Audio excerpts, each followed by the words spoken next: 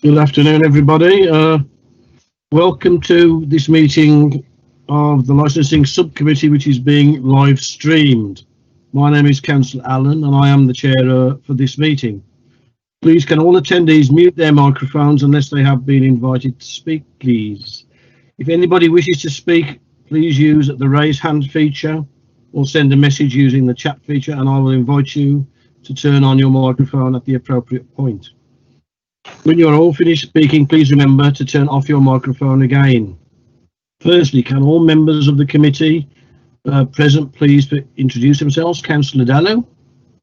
Councillor Dallow, member of the committee. Councillor Jones. Councillor Ian Jones, member of the committee and from Tipton Green. Thank you. And for the officers and the licensing, we have a few here today. Licensing officers. Gilbanger, licensing officer.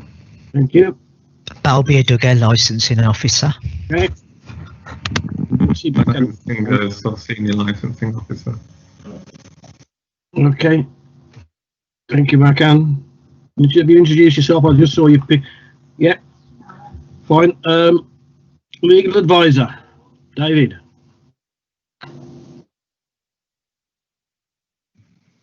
David Elliott, panel solicitor.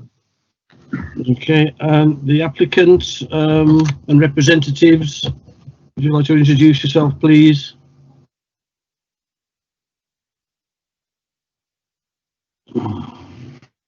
Duncan, your microphone switched off. Yeah, well, the applicant is West Midlands Police Chair. It's their application. Okay, well, reviewee then, whichever you wish to be, but the reason we're here. The West Midlands Police Licensing Officer.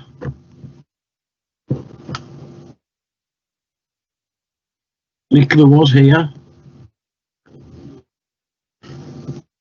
Nicola. Chair, can you hear me? Yes, we can now. Sorry about that. Yes, Nicola Stansford, Police Licensing Officer for West Midlands Police. Shane, have we received any apologies? No, Chair, we haven't. Okay. Do any of the elected members have to declare any interest in the matter being discussed today? Ian and Councillor Dallow? None. No, Chair. Fine. Okay, could we confirm first that the minutes from the meeting on the 30th of October are a true record or not? Yes, Chairman, true record. Thank you. I'll second that, yeah. Okay, I'll outline the procedure for this afternoon's meeting. The licensing officer will summarise the report.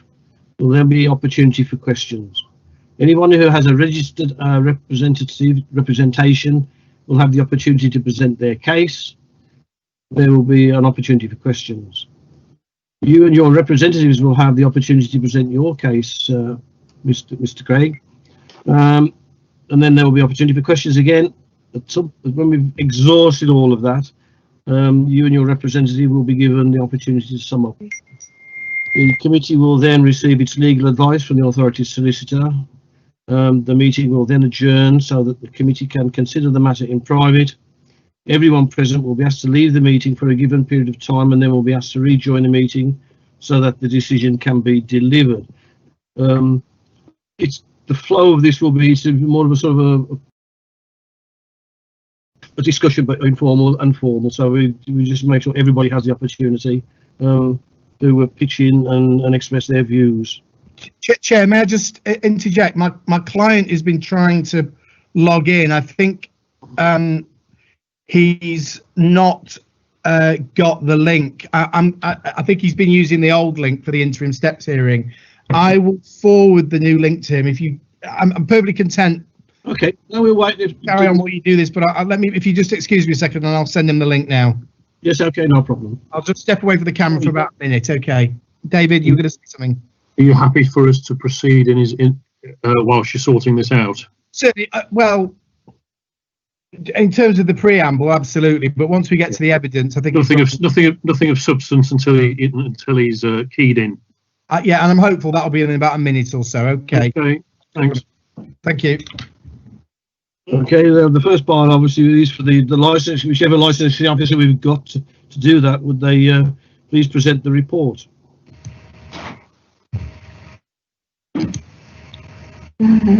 Yes, hello everyone. So an expedited review was called by West Midlands Police on the 29th of October, and the decision at the time was to suspend the licence. So today we are here to consider the review application submitted by a senior officer of West Midlands Police to review the premises licence in respect of the Phoenix, Martley Road, Oldbury B69 1DY, to consider what steps are appropriate for the promotion of the licensing objectives, taken into account any change in circumstances since the interim steps were imposed, and consider any representations, and to review any interim steps already in place and consider whether it is appropriate for the promotion of the licensing objectives for the steps to remain in place, or if they should be modified or withdrawn. So today, to advise members of an application made under section 2053A of the Licensing Act 2003 for a summary review of the premises licence for the Phoenix, Martley Road, Oldbury B69 1DY. So on the 29th, as I've already mentioned, 29th of October 2020, application for an expedited review of the premises licence was made under section 53A of the Licensing Act 2003 by the licensing officer of West Midlands Police, who has certified that, in her opinion, the premises are associated with serious crime and serious disorder. A copy of the application and the certificate are attached at Appendix 1 and 2 to this report. A copy of the review application and the certificate was served on the premises licence holder.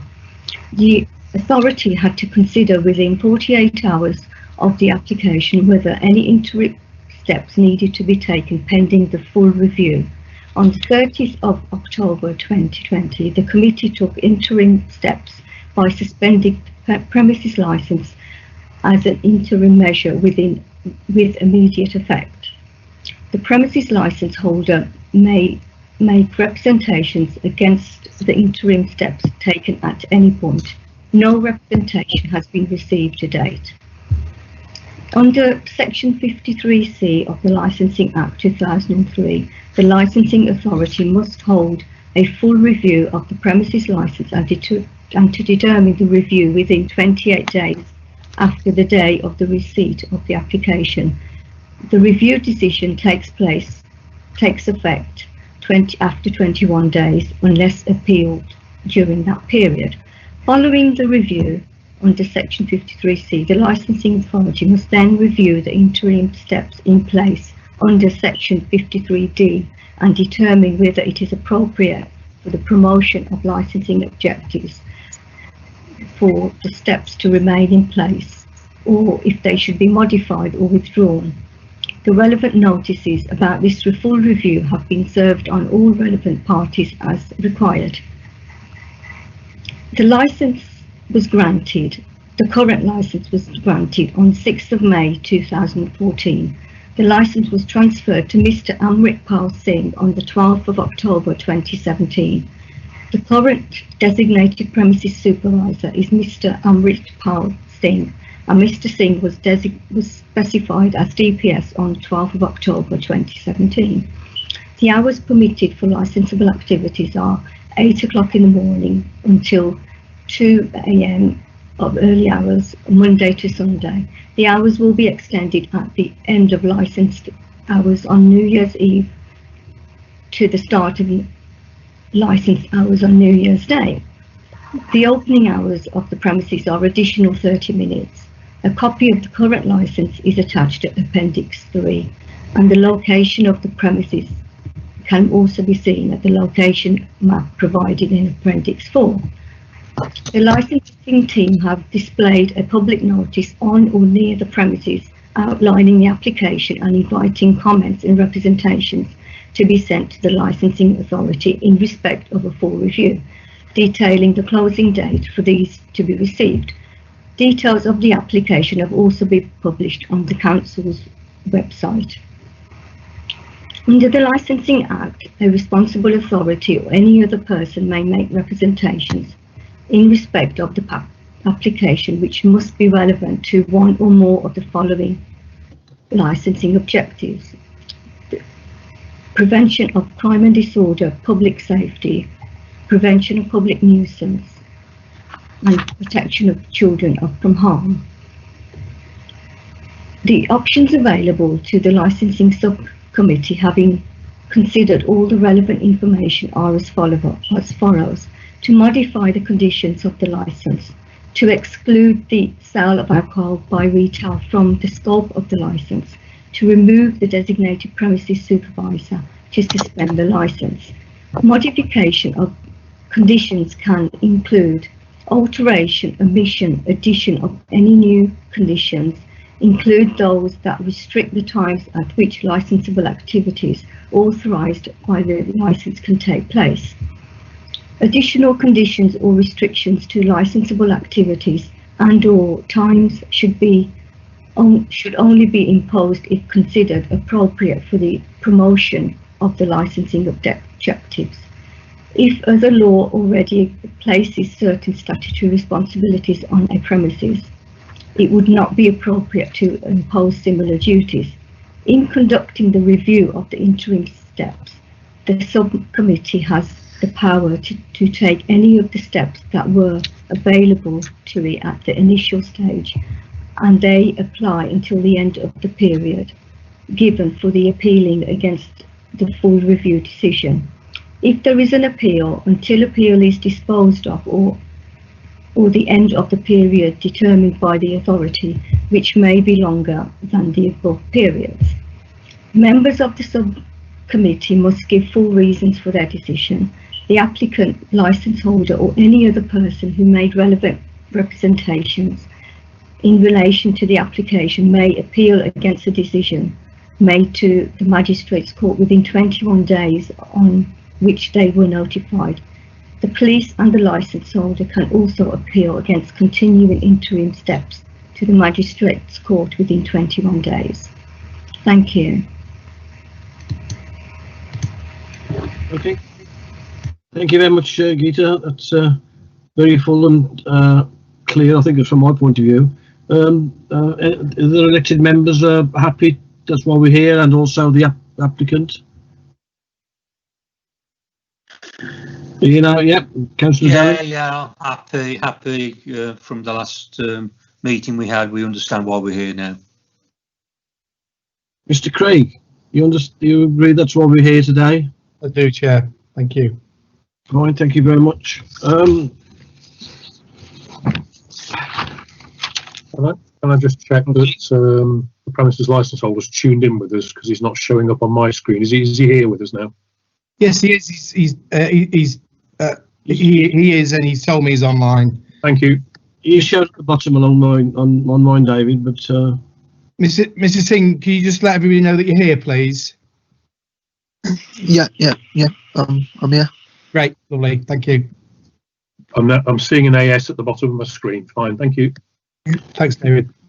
is there anything else, David, you wish to raise at this point in respect of what we've heard? Now, in that case, could I ask the police licensing officer, would you like to present your representation, please, Nicola? Thank you, Chair. Can I just check you can hear me? Yeah. Yeah, you can hear me. Lovely. Right, so in terms of the review that you've got before you, obviously this stems from an incident on the 24th of October that happened in the premises. During the interim steps meeting, we discussed this further in terms of the severity of the incident warrants, it classes as a serious crime for this purpose of an expedited review. So obviously the severity of the incident in that respect was our first concern, but during the investigation, which is why it took perhaps a week then for us to come to the point of reviewing the licence, was some more things became apparent that concerned the police. So on viewing the CCTV footage from the premises, not only did we have this incident outside, which seemed to stem from an argument indoors, we had an earlier incident with a female and a group of females, and the upshot of that was the females left the premises, but the one female who appears to be the aggressor in the incident remains on site. She's quite clearly heavily intoxicated, and she remains on site, and she is then later involved in the later incident, and at the point when the police arrive, she's very heavily intoxicated. So that in itself, we were concerned while we have an earlier incident that doesn't appear to have been dealt with. The people dispersed from the premises, but the aggressor remains on site. She doesn't appear to have been challenged, and she can stay there on site. We have reviewed a lot of CCTV footage as part of this incident and the investigation, and what then became apparent from the CCTV footage is a complete disregard for any of the COVID measures that should have been in place.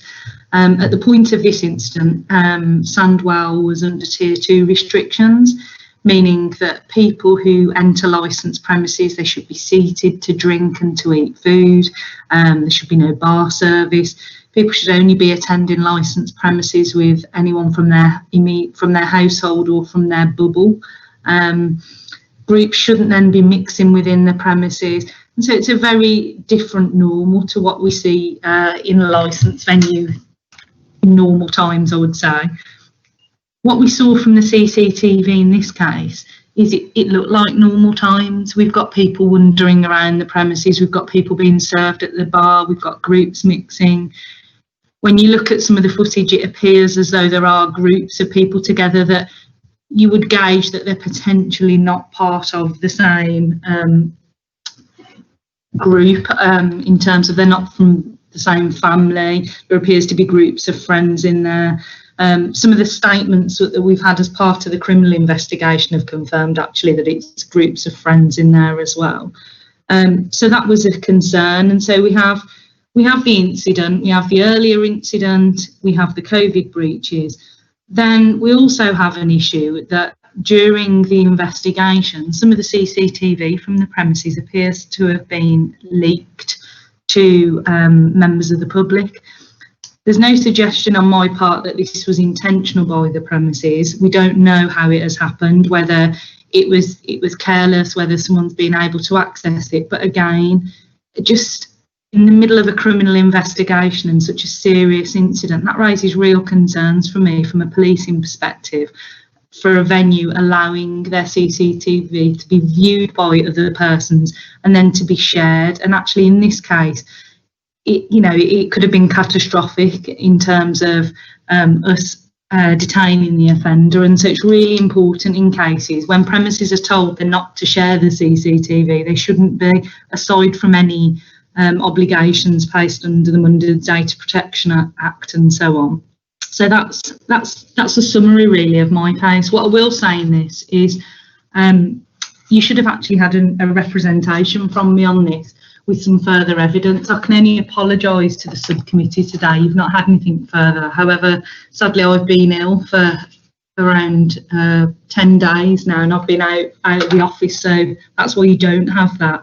However, what I am hoping today is that with Mr. Craig, we have a position that can be presented to this committee. I attended the venue on the Thursday before I became ill, and we went through some measures which, from my mind, would put some of my concerns at ease in terms of moving forward with this venue, and some potential conditions. I don't know if the subcommittee have had sight of that yet. We haven't. We've had a copy from Mr. Craig of proposed conditions. Yeah. I don't know if that's what you talked to him about. Yeah. I can run through those briefly, Nicola. So the first one is licensed holder shall employ at least one SIA registered door staff on a Friday and Saturday night from 1900 hours until the premises are closed to the public. To be added at the end of condition 1 relating to CCTV under the heading conditions consistent with the operating schedule.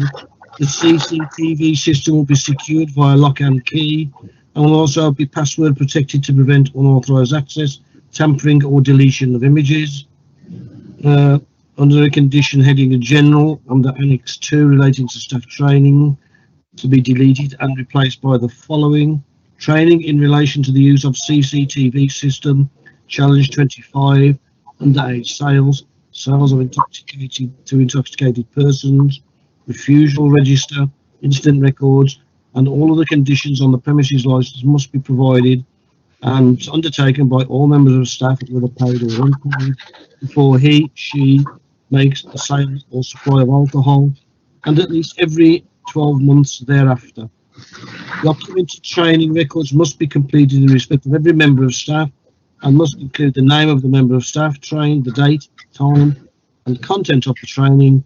The record must be signed by the member of staff who has received the training, designated premises supervisor, the premise license holder, or external training provider.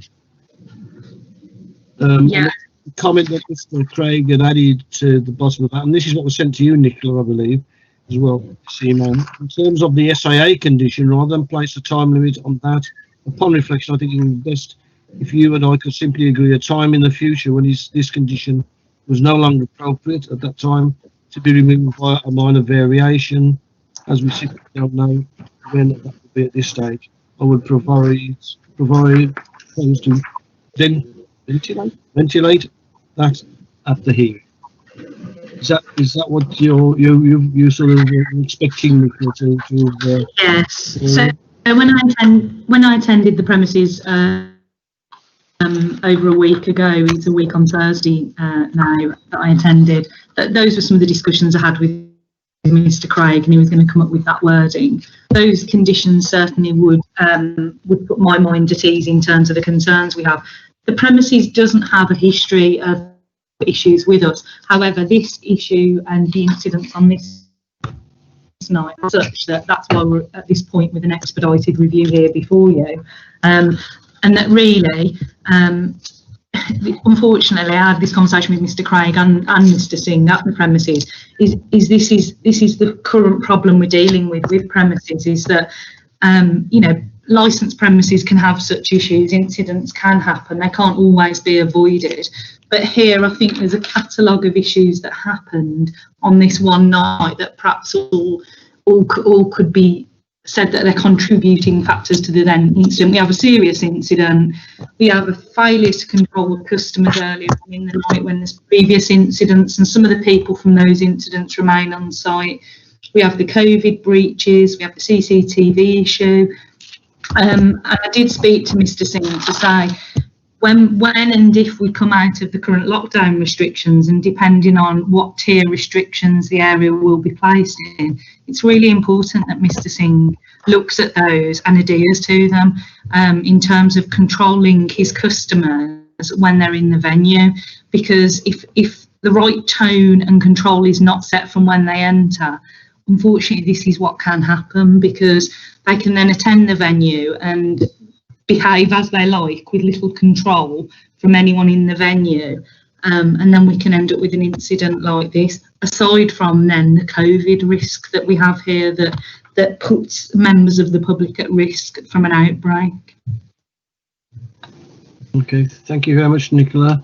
Councillor Dallow, Councillor Jones, any questions you wish to ask of Nicola? Yes, Chair. Carry on, Councillor Dallow. Yeah, I just want a question. Has she got any complaints before? If yes, how many and when? What action was taken? Thank you. Can I just clarify, Councillor, in terms of complaints, are we on about just general complaints about the premises or logs to the premises? About the premises? So no, this isn't a premises that, in terms of, there are always issues at licensed premises. There are very few licensed premises that you will find don't have any issues when you put groups of people together with alcohol, and then add in, I don't know, later hours, there are potential for incidents. This isn't a venue that features as a concern in terms of venues in Sandwell for me at all. It has normal issues. However, like I say, we have this very serious issue on this one night. Can I have a further question, Chairman, please? Yes, carry on. Yeah, if yes, did you get the complaint when Mr. Amritpal Singh took over or before?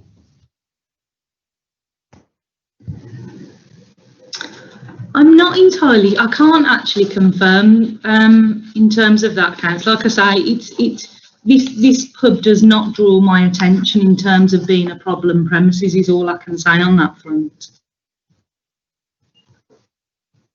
Thank you. I think the thrust of the police evidence is that all premises of any description have some sort of complaints. To be completely clean just doesn't happen. But that this one doesn't have a history of particular complaints, I think, is the thrust of the police evidence. Yes, Mr. Elliott, that's exactly what I'm saying.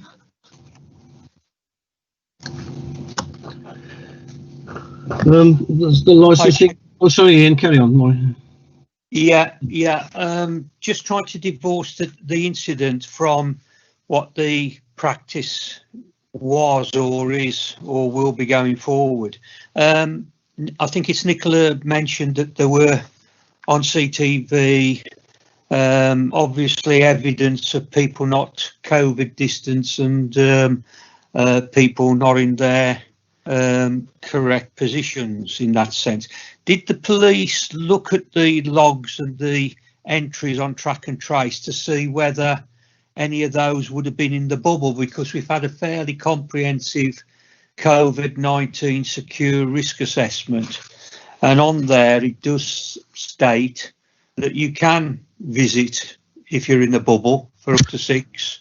You can visit the grill, one person and whatever. So I'm just trying to get the thrust of whether the police actually investigated whether those who were in attendance there, who they deemed them not to be adhering to the COVID regulations, were actually investigated in that sense to see whether they were in a bubble or not, or was it admitted that there wasn't?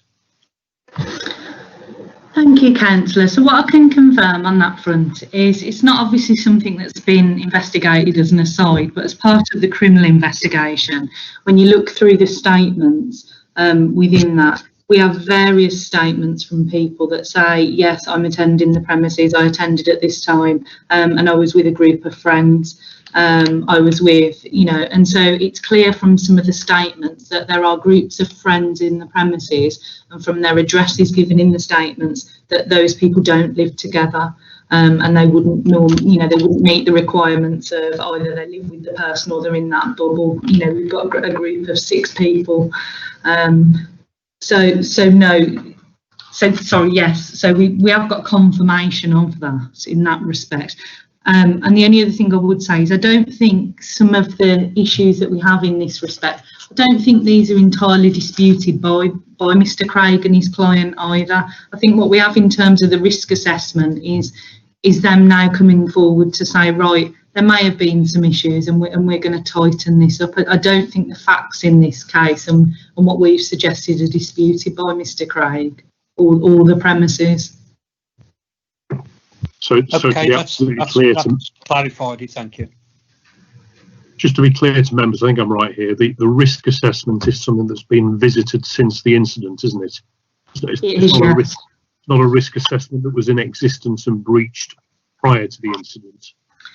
No, the risk assessment last week, the week before, was discussed with Mr. Craig and his client, and has suggested, aside from the other concerns we have in terms of the incident, that actually the police and the council would want to see something to say how they intend to move forward and operate in a COVID secure way if and when premises can reopen.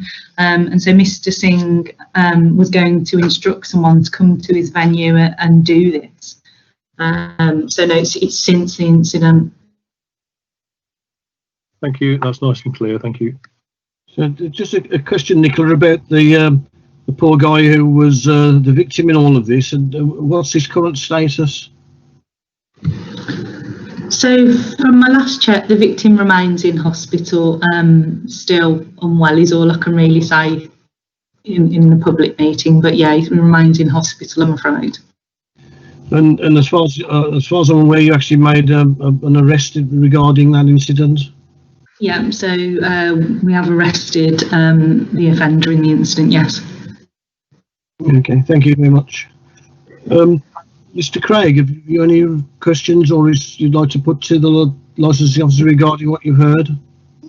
Nothing particular. Just Nicola, if you could just confirm in terms of the conditions, you're happy with those and the wording of them. Is that correct? Well, we'll discuss that in our session at the end if that's the way we're going to go. We're not making a decision on that yet, Mr. Craig. I'm asking Nicola, Chair. Sorry. If she's happy with the conditions. Yeah, I think the position there, Chair, is certainly the ultimate discretion. It lies with the subcommittee. I think the position at the moment is that the premises licensor and the police are checking that they agree as to the information they present to you at the end of the hearing. Yes, thank you. Sorry, Nicola. Yes, I'm in agreement with the conditions in there. I'm very grateful. And yeah, just one other thing, you've had a chance to have a quick look at the risk assessment as well, yeah? Yes, thank you. And you're happy that's comprehensive enough and deals with the COVID risks, so to speak, for want of probably a better expression. But yes, are you content that? Yeah, I'm happy with the risk assessment.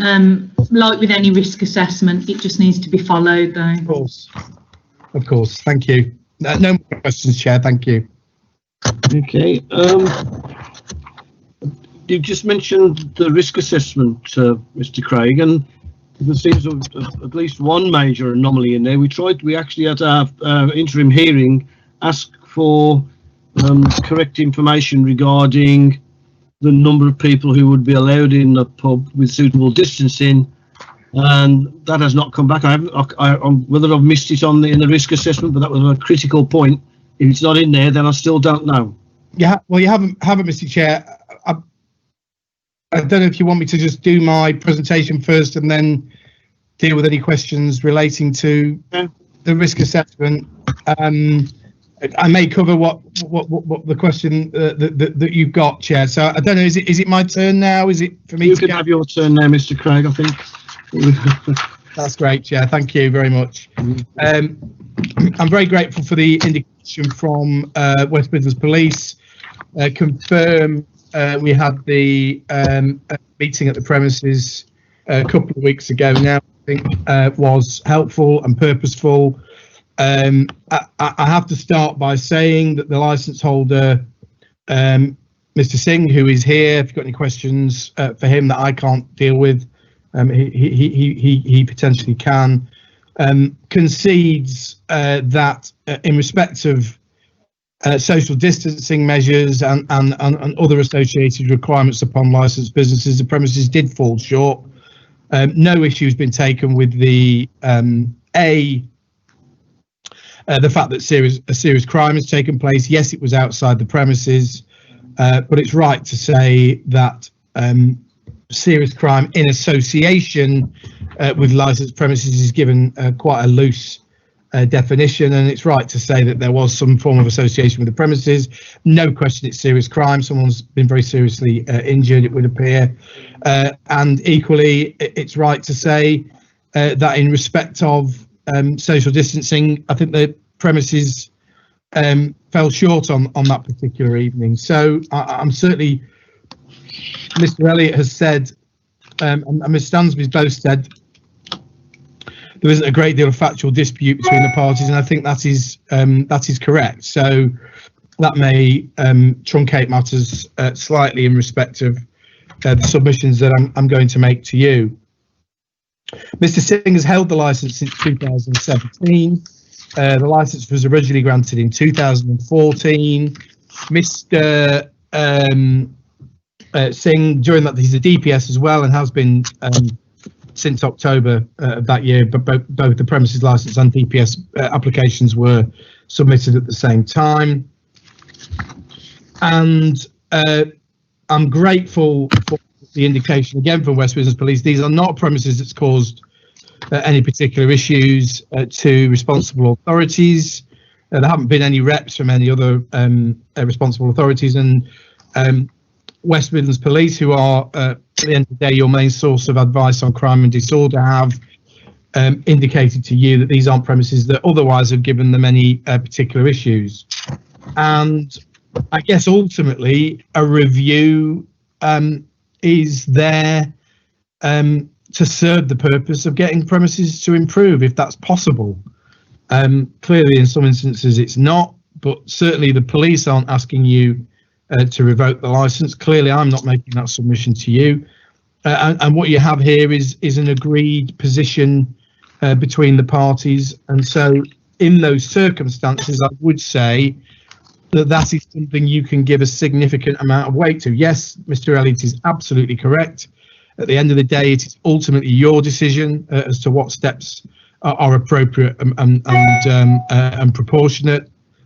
Certainly, I'm never sat here when I've got a deal with the police and got an agreement with the police that I treat it as a fait accompli. It certainly isn't that. Ultimately, you've got to be persuaded by me and by both parties, I guess, that it's the right thing to do. And that's absolutely right. You've got to make a determination based on what you feel as a subcommittee. But given the way the parties have worked together, which is something that is greatly encouraged, given the steps that are being proposed are aimed at tackling the concerns around the review, and I'll turn to those in particular in a second, then I would submit that in these circumstances, that's something that you can give a significant, and in fact, I would go as far as say an overwhelming amount of weight to.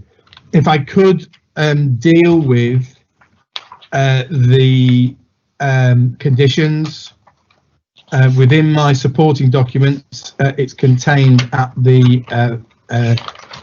fourth page within there. And Chair, you've read that out. I don't propose to read those out again, save for the following. I'm going to make the following references. First of all, in respect of the SIA requirement, firstly, I did indicate to David Elliott earlier on, there was a typo on there. That's entirely my fault. Nobody else should take a responsibility for that because I framed this particular email. But after the after 1900, it says the word to, T-O, and that should instead read until. Although I did note, Chair, you actually read it out as until, so maybe that's either that's found its way to you, or you've corrected me for my own mistake. Either way, Put it on in discussion with David, so I'll just assume that's what we would be talking about. Yeah. Thank you. So just to explain that particular condition, when we had the site visit, my client raised about having at least one SIA member of door staff there at those times, not because there's ever been a requirement at the premises previously in terms of having door security on, like you would perhaps get on a town centre boozer on a weekend night. It's as much to ensure that the COVID risk assessment, which I'll turn to shortly, is complied with during those particularly busy periods, because clearly any business, any licensed business, is going to find it more of a challenge on a Friday and Saturday night when there's more customers in to comply. So that member of SIA door staff, because they're SIA, they will be used to marshalling people, dealing with people, perhaps dealing with people who don't want to do things they have to do.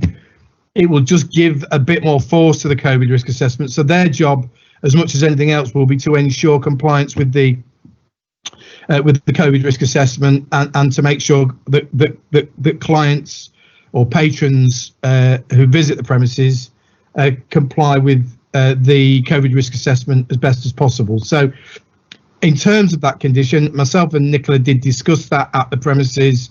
We did potentially talk about putting a time limit on it, which is perfectly permissible in my view. But I think a time limit would limit things one way or the other. And I think a sensible way, should you be minded to follow the path we're suggesting, is that myself and Nicola, in however many months' time, can both sit down and just sensibly agree, hopefully, that condition is no longer appropriate. But I think whilst restrictions remain in place, given where we find ourselves, given the issues that were at the premises on the 24th of October, then it's absolutely right, in my view, that condition is there just to make sure that there is a greater level of stewardship in respect of social distancing.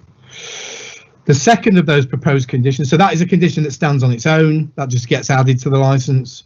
The second condition relates to the CCTV, and obviously there were concerns around the footage. My client doesn't know how it's got out there into the public domain, and thankfully nothing particularly untoward happened in respect of that, but clearly it had the potential to do that. It's important that the police are allowed to investigate crimes in an orderly fashion and in an unfettered fashion, and so I propose, and I'm grateful that's been agreed to by West Midlands Police, the wording, just that particular sentence is added on to the existing CCTV condition, so that the system will be secured by lock and key, and it will also be protected to avoid, should a similar incident take place, hopefully it won't, but a similar incident take place at the premises, that unauthorised people don't have access to that footage. So that, again, is aimed at that particular concern in relation to the review. And then, having reviewed the conditions on the licence, and particularly the importance of training at the moment, not just in respect of COVID, but just generally, I think a well-trained staff or a well-disciplined staff, I felt the existing condition around training was a bit loose, it was a bit woolly. The Section 182 guidance makes reference to conditions that should be precise and enforceable and worded in a way that's clear to understand and capable of being met. And so I propose that the conditions in respect of training, the existing one is deleted, removed, and they are replaced by this, which is much more precise and exacting, and actually tells the licence holder what he needs to do, rather than just some loose, nebulous wording around training. And so I would submit that replaces a greater burden on the licence holder. And so those are the four conditions, one of which is to be merged into an existing one that is proposed. At no point of the police, even at the interim steps, mentioned the revocation of the premises licence, nor did they mention the removal of the DPS. The removal of the DPS, I don't think would serve any particular purpose in respect of today. However, Mr. Singh, we had a helpful discussion, as I said, at the premises, and Mr. Singh is presently considering taking on a manager and perhaps splitting the responsibility between him and them. But he wants to make sure he gets the right person on board. He wants to make sure that he goes through the correct recruitment process. And so I'm not going to invite you to remove him as DPS. He's the licence holder.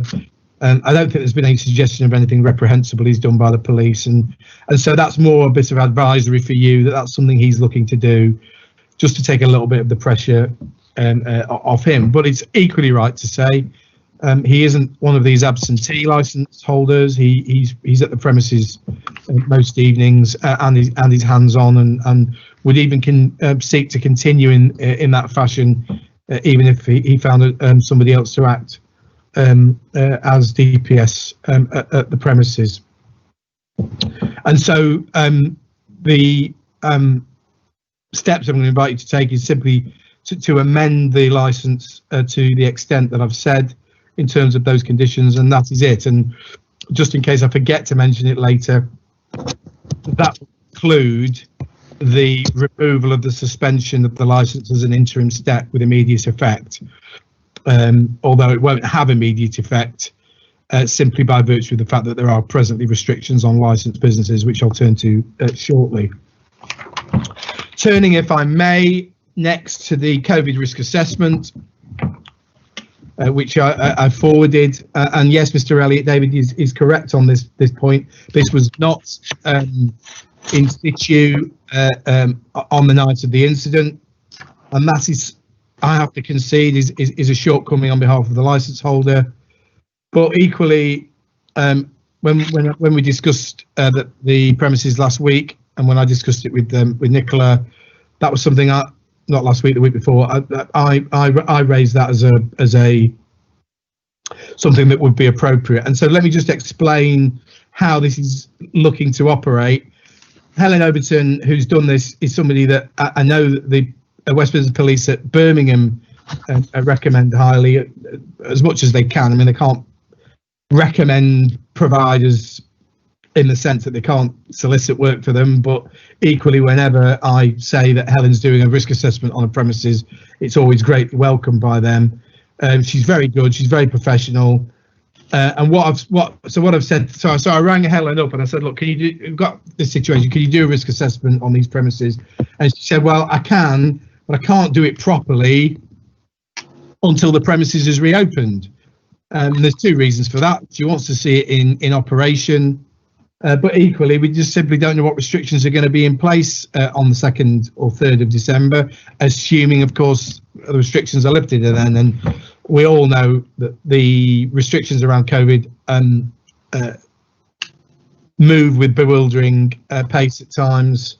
But there we are. That's where we find ourselves, and that's certainly not criticism of government, central government in any way. It's a rapidly changing picture, and so this is a stake in the ground, I suppose, for want of a better expression. This is an interim risk assessment, and Helen is part of this, and it's part of the price that she's quoted and been paid for. We'll revisit the premises when they are lawfully allowed to open, and further enhance this risk assessment to ensure it's compliant with the restrictions that remain in place. And then obviously she will then update it as things evolve. So please don't think that this is anything other than a work in progress, but clearly there are limits to the extent of what can be done, because A, she hasn't seen the premises in operation, and B, we don't know what limits are going to be in place. But it's certainly at page 5, there are a number of steps that are in there that are specific to the premises themselves. So I'll just deal with a couple of other points, and hopefully that may foreshadow a couple of questions that you've got. It's hard for me to say what the capacity is. I mean, it's a big boozer. It's actually, I've been down a couple of times. It's a well-maintained pub. It's in good nick. It's well looked after. It's well decorated. It's a nice pub. It has a good feel, actually. I like it, and it's well lit. It seems to me has a good and solid foundation in the local community as well. That's a vibe I got from it. Certainly in terms of any COVID restrictions, yes, there isn't a number on there now, but I can give an undertaking there will be once Helen revisits the site. But I would guess you're probably looking at about 60 to 70 in the whole pub itself, would be my best guess within COVID. If we're operating, assuming we're going to operate to the rule of 6 in some way, shape or form, I would say that would be my best guess. But of course, Helen is better placed than me. She's far better qualified than me to deal with that. But certainly there will be, I can say this, there will be a limit placed on it once we know exactly where we're going to be. And it's a big, I mean, it's not absolutely enormous. It's not like one of those big old Victorian boozers, but it's a good sized pub. So I don't think that number in any way should give anyone cause for alarm or concern. In terms of outside drinking areas, yes, there is an area. I guess it depends, that faces the road, where there are some tables there where people, I'm presuming that acts as a smoking area. Maybe Mr. Singh can cast a bit more light in that, but certainly that there is some outdoor space that the premises will obviously deploy if they are lawfully allowed to. I think I should add as well, I think the premises have been cooperative throughout. They, first of all, I think in terms of the investigation have been helpful. They rang the police and the ambulance when the incident took place. They've cooperated with the authorities throughout. Whilst there's been a shortcoming in relation to the CCTV, there's no suggestion that was intentional on their part. They provided the CCTV footage to assist the police with inquiries, and thankfully we now have an arrest. And in addition, I feel compelled to explain they haven't sought to challenge the interim step of suspension. Perhaps that would have been perhaps a bit of a waste of time, given the fact that lockdown took place after the interim step had been imposed. But my instructions were never to challenge the interim step. My instructions were, let's speak to the police, let's enter into dialogue with them, and let's try and find a way that we can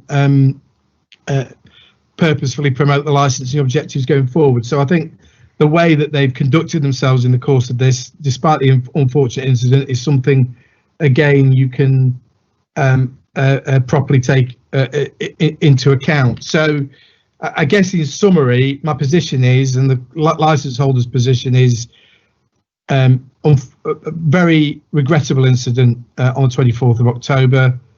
They believe that they've cooperated in respect of that. They accept there were shortcomings in terms of how the evening was managed.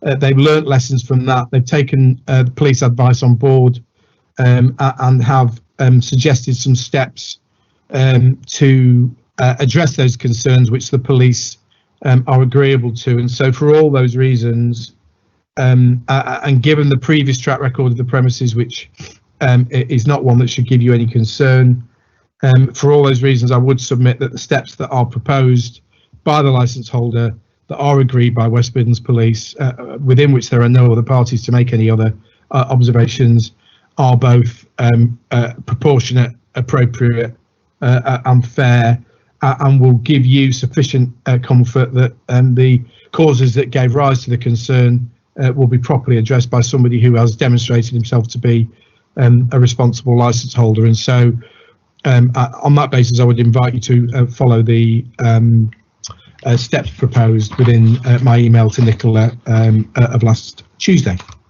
And so that is the presentation on behalf of the licence holder, Chair. Yes, thank you, Mr. Craig. A couple of points really that you raised. You said in your opening remarks that Mr. Singh had taken over the pub in October 2014. It was in fact 2017. No, Chair, unless I've said it wrong. I think I said it was granted in 2014, but it was transferred. October that year is what you said. Yeah.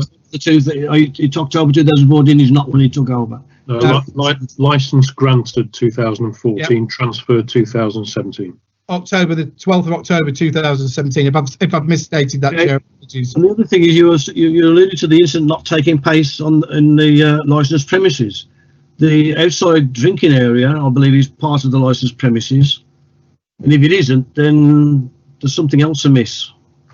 I think, well, I don't think it's part of the licensable area, Chair, unless I'm wrong on that. That's interesting. That's not unusual, Chair. That's very common for external areas not to be covered within the licensable area. In fact, I would say that's more common than not, for example, for a beer garden not to be part of the licensable area. I would say that's more common than not. So that's it's an interesting subject in its own right, and we've on many occasions we've gone back to the history of former plans of licensed premises, harking all the way back to 1964 and before to find out the answer to this. So yes, the point made by the barrister Duncan is correct. Whether or not it's within the control of the licensee is a nice philosophical question, but whether it's bounded by the red line or not is a matter of fact. And I think what we're saying is, on this case, it's not bounded by the red line in terms of the premises. It's not. I'm not making it an overwhelming part of the case, because the reality is it was in. I've conceded it was in association with the premises. It involved people who've been in the premises that evening. I'm just stating as a matter of fact it was outside the premises, and that I don't seek to take that point any further than stating That's for a fact. To use other terminology, it may well have been in the curtilage, but it wasn't physically indoors. No, Yeah. it wasn't. Okay, thank you very much. Just a question about the CCTV system that's currently in there. Yeah. We haven't seen any of the, unfortunately, haven't seen any of the footage, which obviously puts us at a disadvantage to yourself, I'm sure. What it's really, how does I mean, I run a community centre that's got a 16 camera CCTV. I can see it on my phone. I can see it on my computer. It's more easier to do that than actually see it live in the premises itself at times. But how is this system? Does it operate in the same way? Is it internet based in terms of its access? I'm sure Mr. Singh can answer that question in terms of how it operates. But what I would say is I've certainly had no indication from West Midlands Police that the quality isn't sufficiently good. The vibe I get is it's a decent system. Mr. Singh, I don't know if you want to just explain how the system operates to the chair. I appreciate that, Mr. Singh. Yeah, it's a internet-based system, so you can view on your mobile and computer as well. Yeah. Yeah. Okay. Thank you. That's obviously a weakness somewhere. If somebody has got, unless has he changed his password since that incident? I would be suggesting to him if he hasn't, can he? Well, yeah, he will. I mean, obviously the premises has been closed since certainly since the expedited review, but certainly if and when he gets the opportunity to reopen, I mean, that's going to be a condition that's going to go on there anyway. And certainly, irrespective of that, I think he realises that he needs to tighten up on his security, as many organisations do periodically, I'm afraid. Yes, thank you, Mr. Craig. Councillor Jones, Councillor Dalu, questions from yourselves? Ian? Yes, Chair. Just going back to the numbers of in the premises where I presume there's a formula which most public houses operate from. What would be, and I may have missed it in the documents, what is the current, if we do grant a licence, what would the current number be? Well, as I've said, in my view, I believe it would be around 60 to 70 based on the number of seats in the premises, the size of it, the amount of distance that would be required.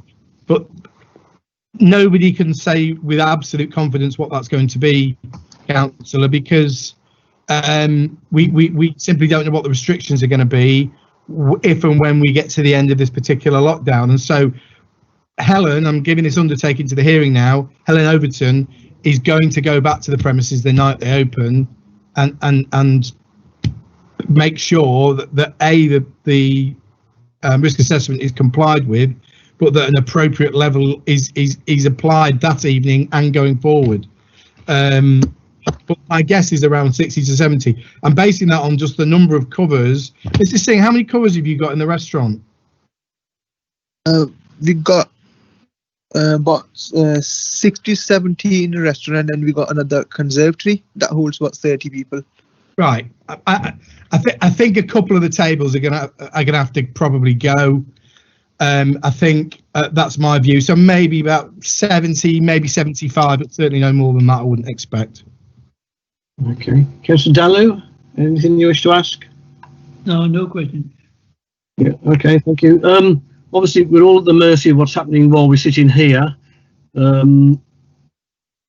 if I could just make this point, actually, Chair, because I think it's quite important.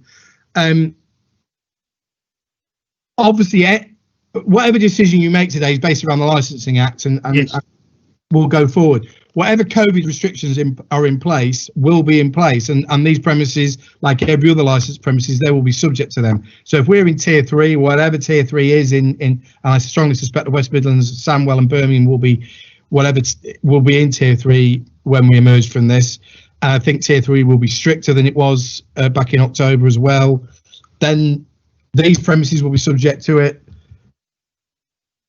Every restaurant will be subject to it. Every pub will be subject to it. So, and that moves all the time, obviously. And then the government say, well, OK, you can go to Tier 2 now. So I think it's just important to distinguish between the two. Whatever you decide today, these premises will clearly be subject to COVID restrictions. And that's why, but it doesn't mean that you can't take properly take the COVID risk assessment into account, because of course public safety is one of the 4 licensing objectives, and so it's important that premises operate in a responsible manner. So sorry, forgive me, I didn't make that point and I should have done. Thank you. Thank Yeah. you. I mean, that's a point for me to make as well, and I have made it before today in other contexts, but the whatever COVID regulations are in force are an additional layer to which the premises license and all its conditions take subject to. So, Indeed. Any other licensing officers, any questions at all? No? David, anything you wish to ask? Oh, sorry. Sorry, Geeta. No, thank you. Oh, okay. Fine, thank you. I've got one question for the police, I think. Mr. Craig has raised a matter that is for our discretion that the police haven't made an observation on. And that is when we make our decision today under section 53C, I think it is, we also have to decide what to do with the interim steps that we took on the 30th of October. And Mr. Craig's submission is that we remove them immediately.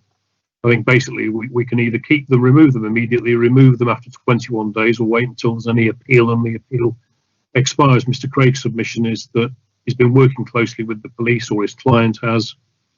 He's got a risk assessor involved. He would like the suspension removed now.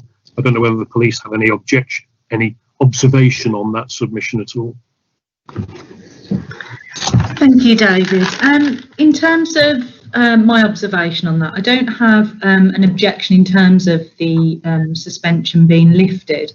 I guess my only concern for that is that obviously we can lift the suspension so they can trade pending the removal of any lockdown, but the conditions would not obviously immediately then come into play. So whether we want an assurance from the licence holder that the conditions will be operated immediately. Well, sorry, forgive me, Nicola, there is a way around that, David, which is simply that the subcommittee impose those conditions as an interim step and a step, and that way they take effect immediately. Yeah, that's fine. I was just about to say whether we want to use another mechanism to do so, just to make sure that if and when these premises do emerge out of lockdown, that they're opening in the way that we're suggesting. I think that's a sensible way around it, David, assuming that the committee are minded to go that way. So, just so that I've got this mentally clear, because I'm sure you agree, these 3 provisions of section 73 require a bit of gymnastics on occasions, don't they? So, huge amount. To give effect to what everybody seems to be relaxed with, we would be imposing the conditions you have suggested today as an interim step. You would substitute the interim step of suspension with the conditions that are agreed between the licence holder and the police. So that's the fresh conditions that have been agreed. And you would also impose those conditions as part of the decision. So at the end of the 21 days, they would still be enforced actually unless they were challenged. But the reality is they would take effect immediately. I think you would have to put them on as full-time conditions as well, just for belt and braces purposes. But you would put them on as conditions as well, and then I'm sure administratively that can be dealt with so that we haven't got 2 sets of conditions on the license. So that would be the way to deal with it. Right. That sounds a solution there, possibly. In that case, anybody else, any questions I was to ask of Mr. Craig? No, that's fine. In that case, Mr. Craig, do you want to briefly summarise or move on to make an official decision? I shall. I want to go on record of saying I'm very grateful for the assistance that West Midlands Police have provided.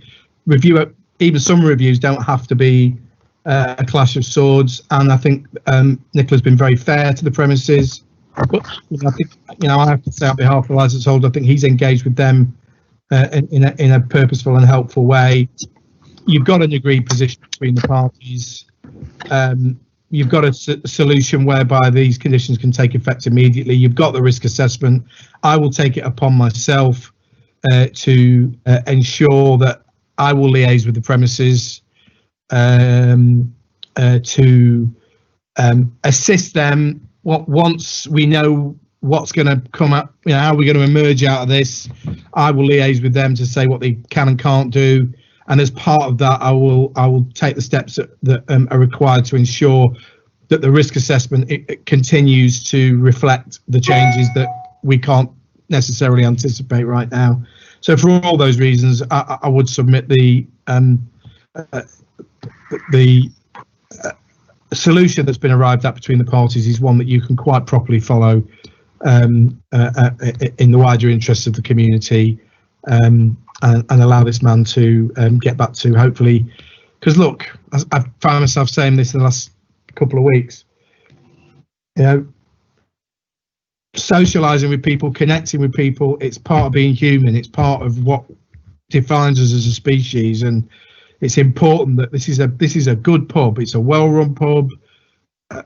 It's obviously there've been issues around what happened on the 24th, but it's tidy, it's clean, it's well maintained, it clearly has a strong place in the local community, and places like this are going to be important at the other end of this, so that people can get back to being with each other and being with their neighbours and getting to know each other and socialising and connecting with each other, these things that make us all human beings. And so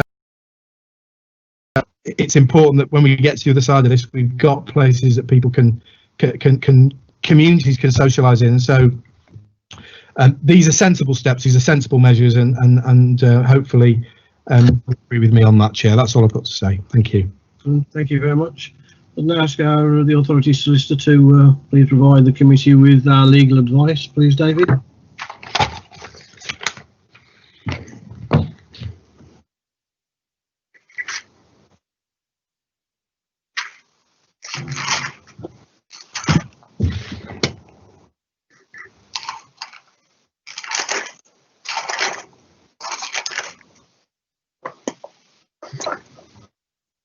Yes, this is a review following the imposition of interim steps on the 30th of October 2020, following the imposition of interim steps, which was to suspend the licence in response to incidents described by the police on the 24th of October 2020, including a serious attack on a tender at the pub, some issues with COVID-19 distancing or lack of, and processing of CCTV information. The subcommittee, as said, suspended the licence. This is the meeting held within 28 days of that decision to determine how to deal with the licence in the long term. Its options were to modify the conditions of the licence, exclude a licensable activity from the scope of the licence, remove the designated premises supervisor, further suspend the licence or revoke the licence altogether. And we've heard representations from the police who made the application, and Nicholas Stanson before the police have said in essence that these premises did not have a history of untoward incidents. We were in essence dealing with this incident on the 24th of October, but on that basis didn't feel that removal of the DPS or premises licence holder was necessary or proportionate, but felt that conditions needed to be modified. She's made representations as to what those modifications were, which we will have in front of us in terms of additional information. And we've heard from Mr. Craig, who is in essence confirmed that he and his client agree with those proposed modifications and clearly don't want the premises licence to be revoked or a DPS to be replaced or premises licence holder to be replaced. And as Mr. Craig has said, whilst that agreement is very persuasive, it does not remove from you your discretion as to which of the tools available to you in the kit bag you decide to use on the day. You've heard that there's been a subsequent risk assessment, which is a live document and will be revisited by the person conducting the risk assessment. You've seen the proposed conditions, particularly the condition as to training, which submission is much more rigorous than the previous condition dealing with that.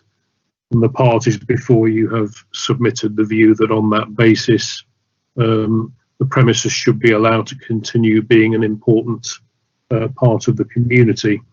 In terms of the interim steps that you have imposed on the 30th of October, again, section 53C gives you discretion and powers to deal with those interim steps. And the submissions before you from both police and premises licence holder in essence are that you substitute the interim remedy of suspension today with the interim remedy of the imposition of these conditions, which I think the practical position is become permanent if there is no appeal against your decision today after 21 days in any case. So that really is the case that has been put before you. It does not in any way remove your discretion, but clearly they are representations put before you by a responsible authority primarily concerned with crime and disorder, and by the premises licence holder themselves. So they are to be accorded significant weight. But subject to that, it's a matter for you to decide what order you want to make. Excellent. Thank you very much, David. Two councillors and Shane and David, if you could log out now and log into our private meeting. I'm not sure, Shane, whether people want to stay linked into this for a while before we get back with a decision. Yeah, it's probably best, Chair, if I just stop logged in. The meeting will be kept open. We'll come back to the meeting after the decision. Okay, excuse us for a few minutes at least, and thank you. Thank you. Log out and get into our new meeting.